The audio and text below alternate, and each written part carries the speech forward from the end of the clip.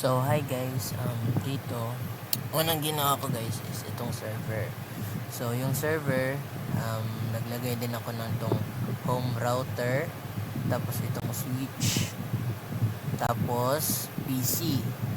So, sa switch, dito konektado lahat ng apat na routers. Itong 5 pala, 1, 2, 3, 4, 5. Pati din sa PC, 1, 2, 3, 4, 5. So, ito yung ating main server. So, sa server natin guys, ang ginawa ko is ito, inon tong HTTP and HTTPS. Tapos, ayan. Dito naman sa DHCP guys, inon ko rin to. Tapos, nilagay ko rin nito yung default gateway. Tapos, yung DNS server, na which is 192.168.1.1. Tapos, inad ko lang siya guys. Tapos, dito naman sa DNS, ganun din. I-anon ko.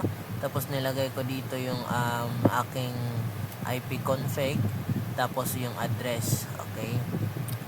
Next natin guys. Tapos, dito naman, nilagay ko sa dito sa GUI.